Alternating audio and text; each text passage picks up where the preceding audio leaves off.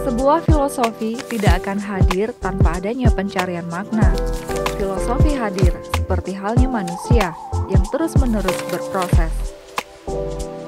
Begitu pula dengan perjalanan kopi untuk menjadi minuman yang siap dinikmati, yang memiliki filosofi tersendiri.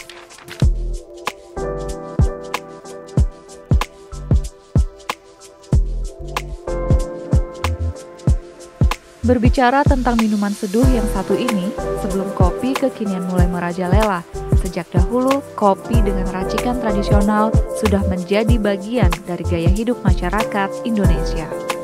Entah hanya sebagai pengantar aktivitas pagi atau sebagai teman pelipur diri.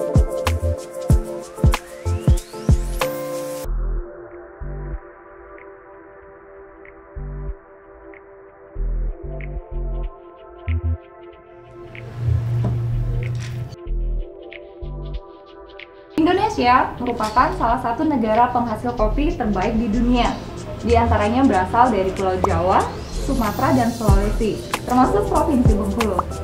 81,87% produksi kopi Robusta berasal dari sentra Sumatera Selatan, Lampung, Bengkulu, Jawa Timur, dan juga Jawa Tengah. Nah, seperti kopi yang saya pegang ini merupakan kopi dari Bengkulu.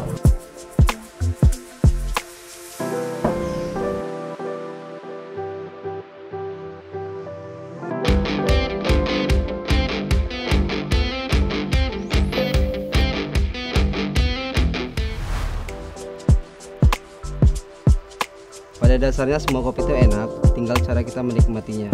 Jadi ngopi-ngopi lah baik, jangan banyak teori. Ya, arti kopi itu kalau untuk saya sendiri adalah sebuah kenikmatan, inspirasi, dan kejujuran.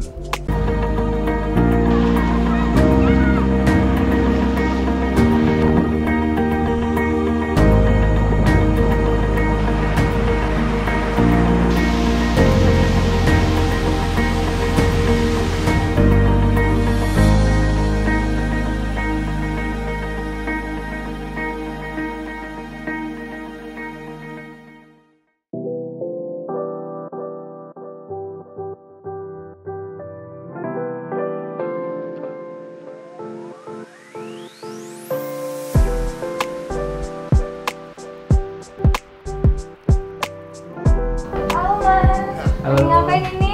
Ini kita lagi sortir biji kopi yang di pack. Oke, dengan Mas siapa? Dengan Nanda. Mas Nanda. Iya. Nah, Sobat Petualang, Mas Nanda kayaknya lagi beraktivitas milih-milih biji kopi nih ya? Iya. Ini biji kopi apa ini, Mas? Kalau yang ini jenisnya Robusta, kalau yang ini Arabica. Robusta sama Arabica. Iya. Kalau untuk kadar kafein itu sebenarnya lebih aman di lambung untuk yang Robusta atau Arabica? Sebenarnya kalau untuk aman di lambung, kadar kafein itu lebih tinggi itu di Robusta. Gitu. Sedangkan Arabica dia tidak terlalu tinggi kafeinnya, dan itu lebih aman buat lambung. Apalagi mungkin yang habis minum kopi mual gitu kan, sebenarnya Arabica yang lebih aman. Kalau untuk dari segi rasa, kira-kira gimana? Apa bedanya rasa kopi Robusta sama kopi Arabica? Kalau rasa jelas berbeda karena mungkin dia ditanam di ketinggian yang berbeda. Kalau di Robusta itu biasa di ketinggian 700 meter mdpl, kalau Arabica itu di atas 1000 biasanya. Dan itu pasti berpengaruh di rasa. Oh, jadi berpengaruh ya, mulai dari tempat menanam. Ya, tempat ya. menanam. Ya. Terus pada saat pemetikan atau itu juga enggak? Ya, biasanya biji kopi yang seperti apa sih yang sudah bisa dipanen? Apa yang benar-benar merah matang sudah agak-agak lembek atau merah segar gimana? Ya, kalau yang bagusnya tentu red cherry ya, yang merah bijinya coba sebelum waktu mau dipanen. Nah, dan itu nanti diproses ya akan menghasilkan biji kopi yang berkualitas.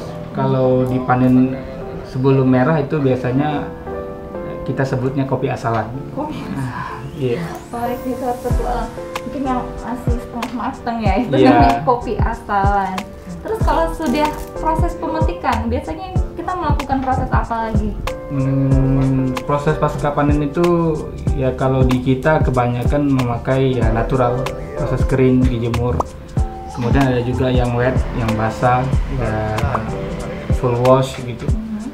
Itu biar supaya cepat keringnya, dan itu juga banyak petani yang mengakalinya karena mereka tak punya tempat jemur. Dan apalagi di ketinggian kan sering hujan, jadi mengakalinya dengan proses full wash gitu. Ya, berarti setelah dijemur kemudian baru di roasting, dimasak. Ya, setelah jadi seperti ini nanti disortir lagi kan, mana yang defect, mana yang ini cacat kopinya. Oke, Itu ya kita sisihkan gitu. Setelah pemetikan dilakukan, buah disortasi berdasarkan kualitasnya. Fase ini memisahkan kopi dari buah-buah yang rusak. Proses pengolahan buah ceri kopi inilah yang disebut sebagai proses pengolahan kopi pasca panen. Pada proses ini juga berpengaruh dalam menentukan karakter dan rasa.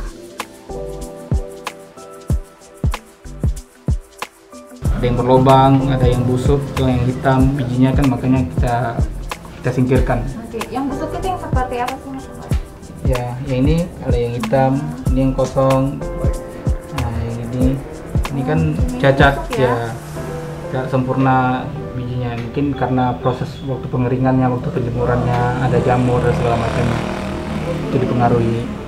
Jadi ternyata memang ya, sobat petualang, untuk mendapatkan hasil kopi yang baik itu memang benar-benar harus dipilih. Ya, harus Untuk diproses dengan sebelum baik. proses roasting atau memasak. Proses tersebut meliputi panen. Setelah panen dan disortir, sorting adalah proses pemisahan biji-biji kopi. Agar mendapatkan jenis kopi yang berkualitas, selanjutnya kopi akan dipisahkan dari biji dan buahnya. Proses pasca panen pada umumnya dibagi menjadi dua tipe, yaitu wet process dan dry process.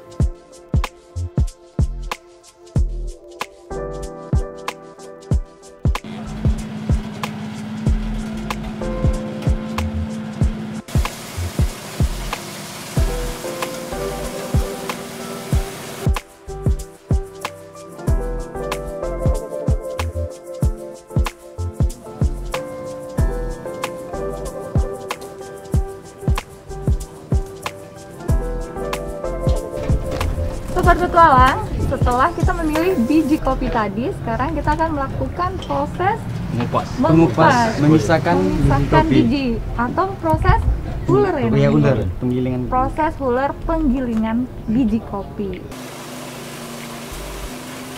Pengupasan kulit buah dapat dilakukan dengan cara ditumbuk atau menggunakan mesin pengupas atau huller.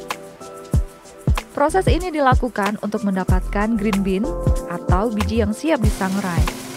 Selanjutnya, green bean yang telah dihasilkan perlu dilakukan disortasi akhir yang bertujuan memisahkan kotoran dan biji yang pecah.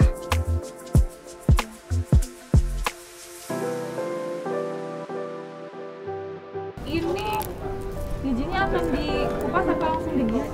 Ini udah dikupas, sudah dilakukan pemisahan dari kulit ceri, kulit ari, itulah dilakukan huller. Huller itu pemisahan antara kulit buah ceri dengan kulit ari. Seperti ini menjadi green bean. Ini namanya green bean. Ya, ini green bean. Ini karena proses kulit dasarnya sudah dilakukan pemisahan ya. Ya, setelah dijemur. Setelah proses tadi, kita akan melakukan proses pemilihan biji-biji kopi yang bagus ya. Iya, sortir. Disortir. Jadi biji-biji yang tidak bagus Kita bisa. Berarti setelah proses ini kita akan melakukan proses sortir ya, Bang? Iya. Pemilihan biji kopi yang bagus. Iya. Memisahkan yang mana dia ada yang pecah dengan kulit gabah yang masih terbawa bekas proses kita melakukan huller ya kan. Jadi kita lakukan sortasi, kita sortir biji untuk seragam untuk kita melakukan proses roastingnya. Iya. Berarti habis sortir kita baru roasting. Baru di memasak roasting biji ya. kopi. Setelah roasting baru kita melakukan proses berikutnya. Bijinya ada, Bang? Oh ini, Iya. ini contoh yang setelah proses penjemuran. Setelah kulit ceri dan kulit ari dilakukan proses pemisahan. Kan sebelumnya kita melakukan penjemuran ya kan. Nah, dilakukan proses pemisahan ini pada ketentuan keringnya kurang lebih di 12%. Dia udah ada tanda bahwa kopi ini udah kemuncang. udah bisa didengar goncangnya. Itu udah bisa kita lakukan proses pemilihan kulit ini. Nah, dengan menggunakan mesin huller dan hasilnya, nah dia keluar seperti ini, green bean. Nah, ini hasil dari proses kita melakukan huller tadi.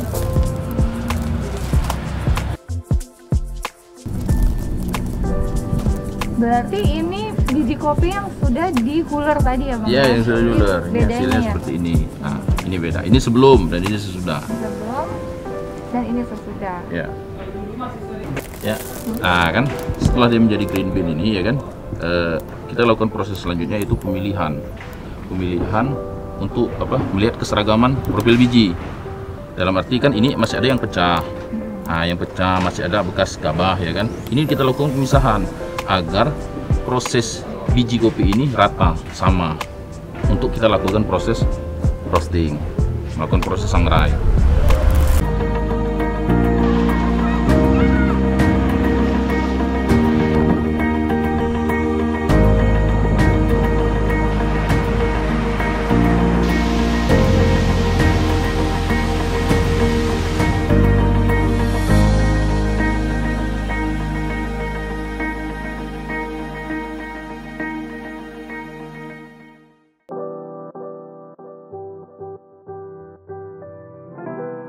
Setelah biji kopi disortir, selanjutnya biji kopi perlu disangrai atau dikenal dengan istilah roasting. Roasting ini wajib dilakukan agar rasa kopi memunculkan rasa aslinya.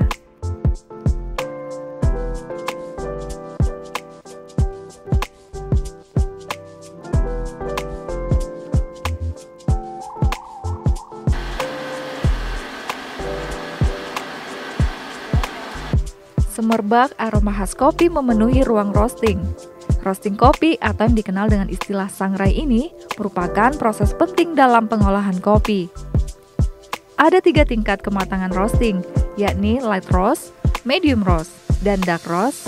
Masing-masing tingkatan roasting bisa membentuk karakter dan cita rasa kopi yang berbeda.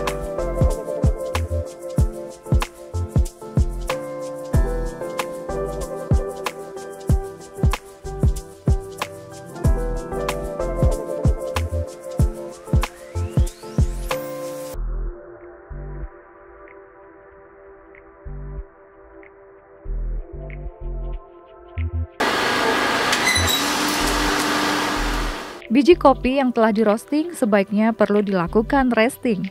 Proses resting adalah waktu istirahat biji kopi, karena pada rentan waktu tertentu, kenikmatan biji kopi sedang mencapai puncaknya.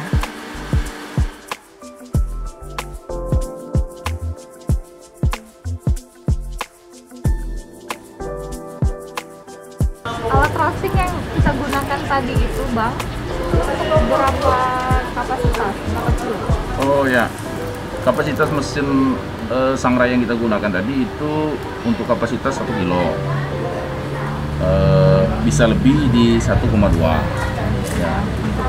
Untuk merosting dengan alat tadi ya? Ya, kita melakukan proses sangrai dengan alat tadi yang kita gunakan tadi. Itu alat sangrai yang kita gunakan itu untuk kapasitas 1 kilo, nah, bisa lebih di berat 1,2 kilo. 1,2 kilo. Ya. Dan untuk sebelum proses roasting memang harus perlu ditimbang dulu atau bagaimana? Jadi gini, kenapa dilakukan penimbangan tadi? Itu untuk menentukan berat butir per biji atau berat rata-rata untuk menentukan teknik roasting apa yang akan kita gunakan. Oh begitu. Ya. Memang teknik roastingnya itu seperti apa aja sih Bang? Kayak misalnya ini termasuk jenis roasting apa? Teknik roasting itu kan ada 3 ya kan? Ada fast, ada slow, ada kompleks. Nah, jadi yang kita gunakan tadi menggunakan teknik kompleks. Kompleks ya. Dengan hasil roast bean-nya ya ini medium to dark. Jadi ini hasil roasting itu juga ada tingkatan ya Bang ya? Sudah ada juga tingkatan. Yang ini berarti kita berada di level medium. Medium. Di levelnya apa aja sih Bang? Sebenarnya level roasting itu? Level roasting itu ada di light, medium to dark, dan dark. Dark itu yang tingkat hitamannya lebih hitam, lebih pekat gitu. Kalau untuk standar roasting di Indonesia sendiri biasanya yang apa? Yang light atau medium atau dark banget nih? Standar untuk pecinta dan penikmat kopi di Indonesia itu lebih ke medium dan medium to dark. Medium to dark. Nah ya, karena pada dasarnya kan penikmat kopi di Indonesia ini ada yang ingin menikmati kopi itu dengan menggunakan teknik brewing ya kan. Otomatis dia kan tanpa menggunakan gula atau campuran apapun. Benar. Sedangkan medium to dark itu lebih dinikmati oleh penikmat dengan menggunakan campuran rasa seperti gula, susu, gula aren. Nah, itu lebih ke medium to dark coffee roasting yang digunakan. Berarti untuk dari hasil rasa setelah di roasting itu juga berbeda? Berbeda, menentukan coffee roasting menentukan untuk rasa seduhan. Dan setelah proses roasting itu biasanya akan melakukan proses apa Bang? Apakah sudah bisa langsung kita giling dan langsung kita seduh? Oh belum, jadi gini, setelah kita roasting sangrai, hasil sangrai ini kita lakukan namanya resting. Nah resting itu waktu fase dari hasil dari proses roasting ke proses penyeduhan itu dengan waktu minimal 8 jam. Ya, lebih menggunakan plastik yang kedap memang. Kedap ada aluminium foil itu. Oh, di aluminium. Ya, karena kan pada dasarnya kan untuk agar aroma dan rasa kopi ini tetap terjaga. Oh iya iya. Dan setelah itu baru bisa digiling. Bisa digiling untuk keseduhan. Ya. Oke. Nah, Sobat Petualang, berarti setelah ini kita akan melihat proses penggilingan dan menyeduh kopi.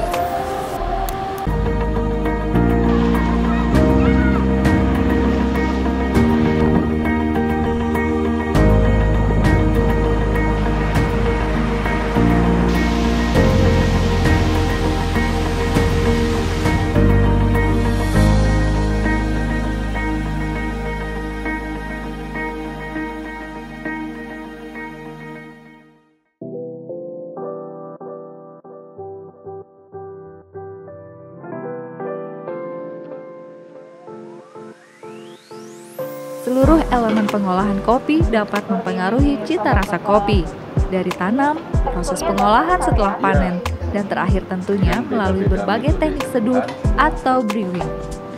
Walaupun dengan jenis kopi yang sama, ternyata ketika diproses dengan teknik yang berbeda, bisa menghasilkan rasa yang berbeda. Sebelum diseduh, dari mana keberbedanya di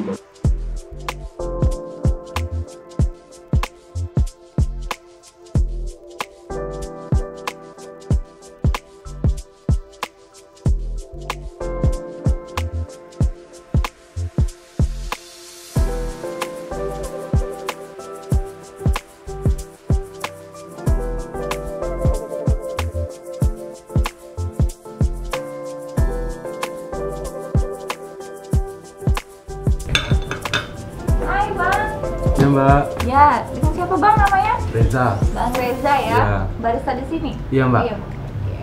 Nah, Sobat Petualang, sekarang saya sudah bersama Bang Reza yang merupakan barista di cafe ini. Setelah proses roasting tadi, kita akan melakukan proses penyeduhan kopi. Dan untuk proses penyeduhan kopi ini biasanya dilakukan dua cara, bisa manual ataupun juga elektrik. Bang Reza, saya mau tanya nih, kalau untuk proses penyeduhan itu proses apa dulu yang harus dilakukan? Oh, kalau untuk penyeduhan, setelah beans itu di roasting, alangkah baiknya kita resting dulu. Oke. Setelah resting, baru kita giling sesuai kopi apa yang pengen kita minum. Jadi beda macam kopi, beda juga gilingan, beda seduhan, beda gilingan. Beda rasanya, dari hasil itu juga pasti beda rasanya. Beda pasti beda. Beda rasa ya. Oke. Yuk Sobat Petualang, kita lihat bagaimana proses penyeduhannya.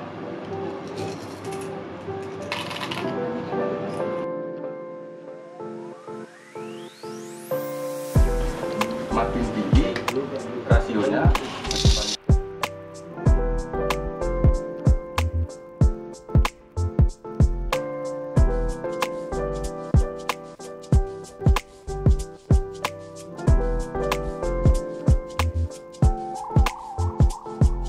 Setelah dibasahin kertasnya tadi, baru kita masukin kopinya ya. Baru masukin kopi yang kita giling tadi.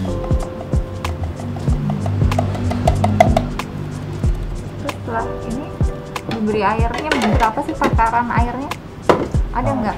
Ada Mbak, itu kan ada yang namanya rasio perbandingan antara kopi dan air.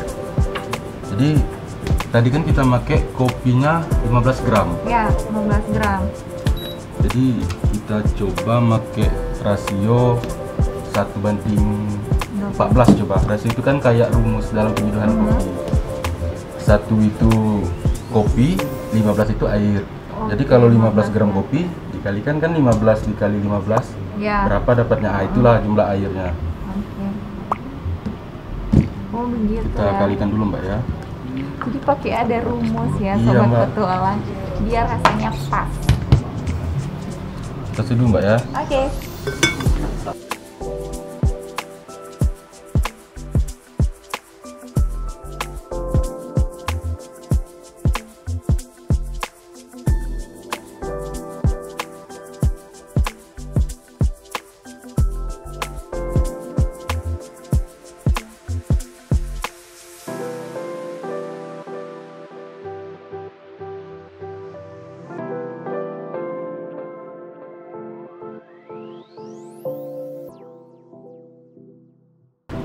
Berarti ini sudah selesai penyeduhan dengan cara V60. Iya, metode V60. Metode V60.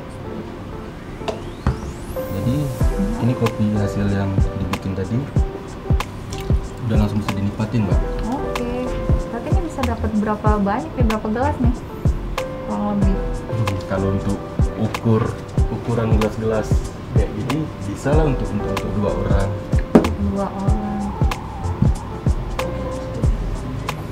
Boleh Mbak? Coba.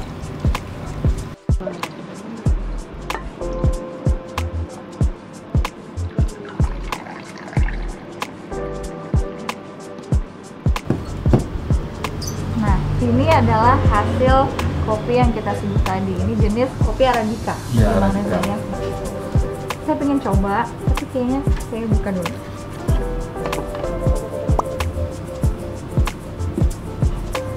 Di aromanya emang wangi banget loh, sobat petualang. Saya mau coba.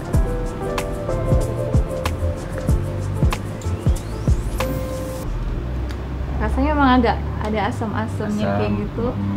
Manis sih iya ya. Iya, iya. Manis, ada memang rasa kopi asli, kopi tanpa gula. Ternyata perjalanan kopi untuk bisa sampai ke penikmatnya memiliki cerita serta proses pengolahannya yang panjang. Sebuah perjalanan kompleks yang memeras waktu, pikiran, tenaga. Serta cita rasa yang berbeda pada setiap cangkir yang disajikannya, sebagaimana setiap manusia memiliki arti atas kehidupannya sendiri. Filosofi kopi hadir dalam setiap pribadi yang menikmati.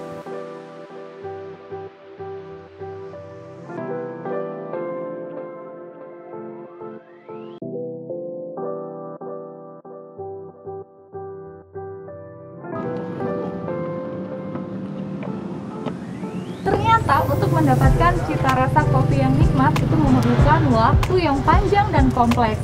Mulai dari proses cooling, kemudian proses sortir, dan juga roasting. Next, kita akan ketemu lagi di episode Sang Petualang selanjutnya. Sampai jumpa!